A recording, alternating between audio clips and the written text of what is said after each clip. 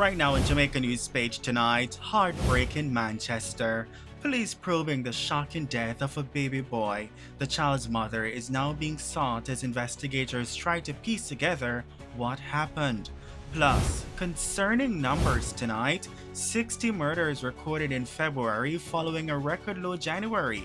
The Prime Minister responds to the latest crime figures and outlines the government's target. Developing tonight, fuel fears grow. As war escalates in the Middle East, economists warn oil prices could surge and that could hit Jamaicans in their pockets. And there's good news tonight. After Hurricane Melissa destroyed her home and left her sleeping inside its damaged shell, one Westmoreland woman says she lost everything.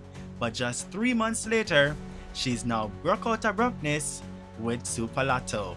From devastation to a multimillionaire, why she says her win was nothing short of divine intervention.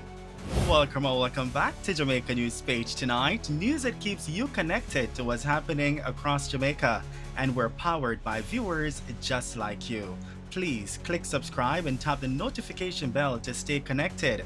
Thank you for joining us, Robert Grant. Jamaica News Page tonight starts right now.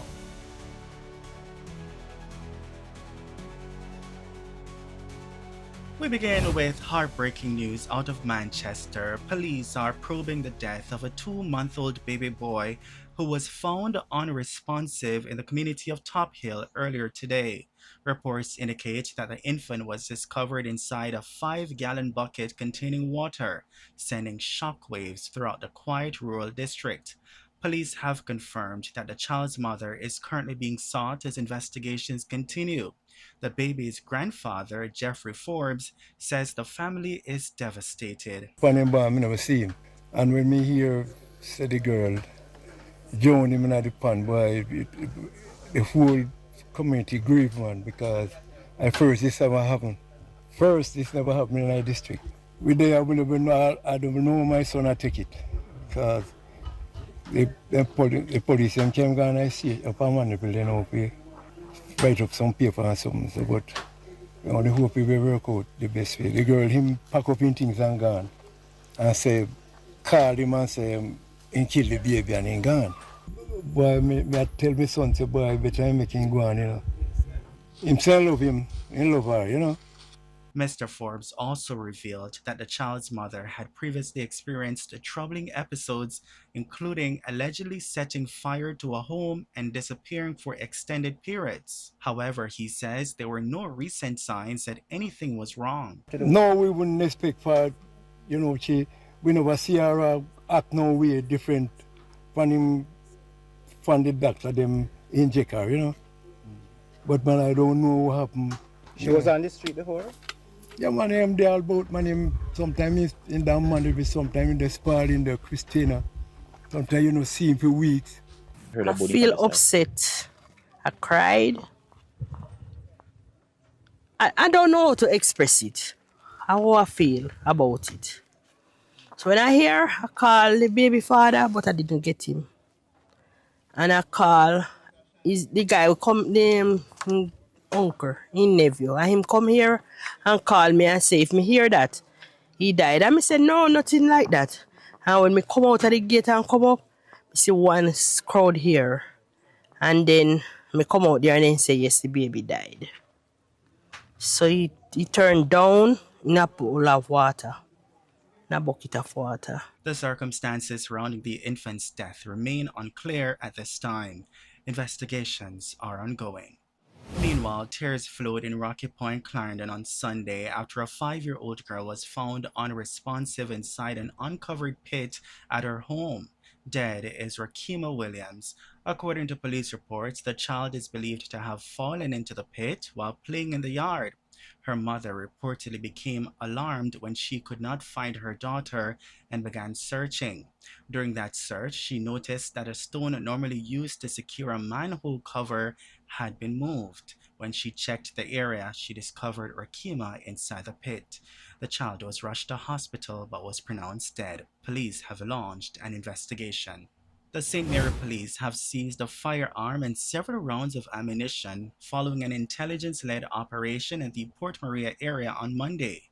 According to investigators, officers intercepted a motor vehicle and detained 4 occupants, including a man listed as a person of interest in a murder investigation in the corporate area. The vehicle was reportedly escorted to the Port Maria police station, where members of the Caribbean Search Center conducted a thorough search in the presence of the occupants. During the operation, officers allegedly recovered a Taurus G2 9mm pistol along with 12 rounds of 9mm ammunition. Investigations remain ongoing, and authorities are urging anyone with information to contact the Port Maria Police or Crime Stop at 311. Turning now to the latest crime statistics, police data show that 60 murders were recorded in February, bringing the year-to-date total to 93 at the end of last month. This follows a record low of 33 murders recorded at the end of January. The Jamaica Constabulary Force reports that all divisions except Kingston Central and St. Andrew North have recorded murders since the start of the year. St. Andrew South and St. James recorded the highest number of killings with 11 each, while Trelawney and Portland recorded the lowest with 1 each. In other major crime trends, the sexual assaults increased by 4, while robberies declined by 20 and break-ins decreased by 22. Amid the latest crime figures, Prime Minister Dr. Andrew Holness says Jamaica is working toward recording fewer than 500 murders this year.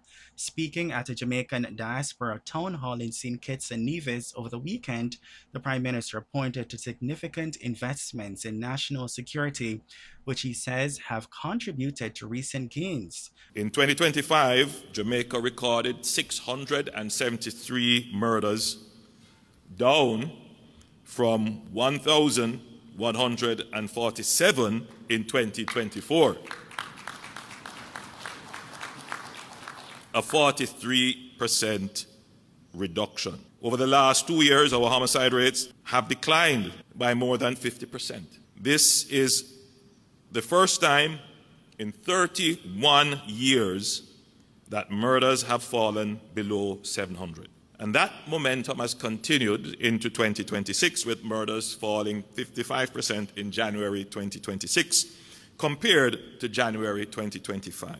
These are not just statistics.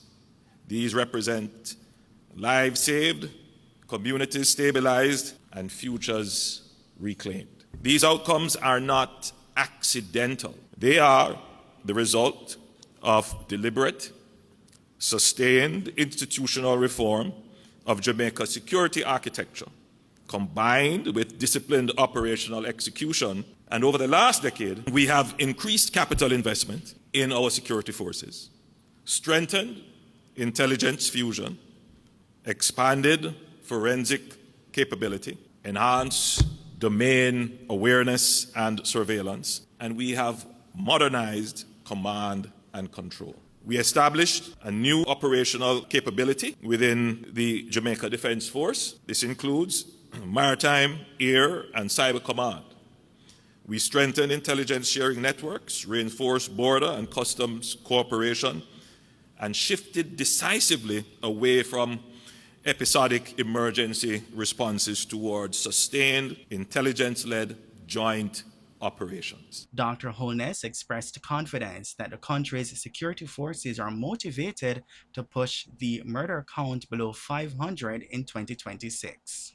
Now to international developments with local implications. As tensions escalate in the Middle East following attacks involving the United States, Israel, and Iran, economist Keenan Faulkner is warning that global oil prices could surge. So Jamaica will now have to carefully monitor developments in the Middle East, as the potential for oil price increases will likely result in wider inflationary pressures. With 20% of the world's oil and gas supply passing through the Strait of Hormuz each year, and which has now been closed due to the conflict, the impact on the price of a barrel of oil could be significant and possibly exceed US $100 per barrel. Iran has reportedly closed the Strait of Hormuz, a critical shipping route through which approximately 20% of the world's oil and gas supply passes. Oil prices have already climbed, with Brent crude briefly hitting $82 per barrel. Mr. Faulkner warns that rising oil costs could trigger inflation, particularly for import-dependent countries like Jamaica. This is a key shipping lane for chemicals, fertilizers, and agricultural products, so the price increases for these products will filter through the entire supply chain. Even if the closure of the strait is short, ships may be hesitant to utilize it since the possible increase in insurance costs to ensure its safe passage, as well as trying to find other routes to convey their goods, will inevitably be more expensive, as well as the fact that the largest portion of our inflation is attributable to the price of food and fuel imports, which are the most volatile components of our overall inflation rate. We should continue to hope that any severe disruptions will be minimized. Meanwhile, opposition spokesperson on energy, Philip Paulwell, says the expected increase in fuel prices highlights the urgent need for greater investment in renewable energy. Well, it is quite clear to me that, especially in the short term, the war is going to have a major negative impact on the price of fuels, mainly those derived from oil and those from natural gas. It depends on the length of the war, and that's the reason why we have been urging government for the longest while now to shift its focus, especially in relation to the provision of electricity, to move more and more towards renewables. And I dare say that the process has been so slow that we are not going to be able to benefit from any new renewable sources for quite some time. In the meanwhile, I think we just have to encourage Jamaicans to conserve as much as possible, because the prices could go even higher than they were increased today. It appears as if there will also be problems with shipping, logistics, because of one of the major shipping routes being affected. So it's not only oil and gas, but other products that will be caught up in this emergency situation now. Meanwhile, Energy Minister Darrell Vaz has said the situation is being closely monitored. Turning now to some good news, when Hurricane Melissa devastated parts of Jamaica on October 28, 2025, it left one Westmoreland woman with nothing but rubble and uncertainty. The Category 5 storm destroyed the home she had spent years building, along with her furniture, clothing, and small livelihood. With nowhere else to turn, she sometimes slept inside the damaged shell of her house, holding on to faith amid the devastation. She said, "I lost everything in Melissa, furniture, clothes, everything, and I didn't know where to start to pick up back my life." For months, she depended on relatives for shelter and struggled to imagine how she would rebuild. Then 3 months after the storm, what she describes as a miracle changed everything. The longtime lotto player won a $71 million jackpot in January. Overcome with emotion, she recalls her immediate reaction. "Thank you, Jesus. I'm not so young anymore, and things are getting even harder. This money coming like God sent." End quote.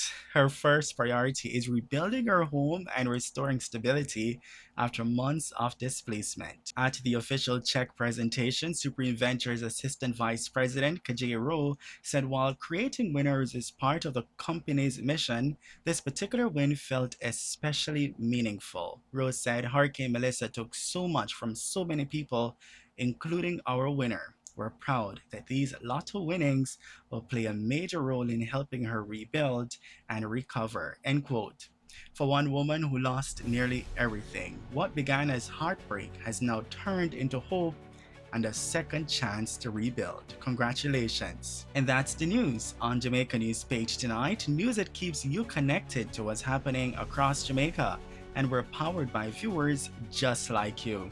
We've got special rewards just for you.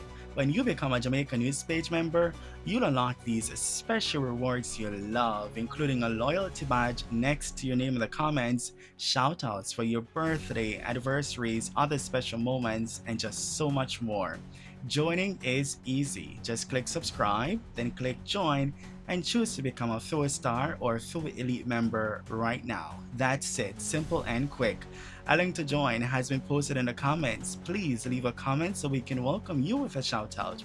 Thank you for joining us, Robert Grant, and also thank you for watching Jamaica News Page tonight.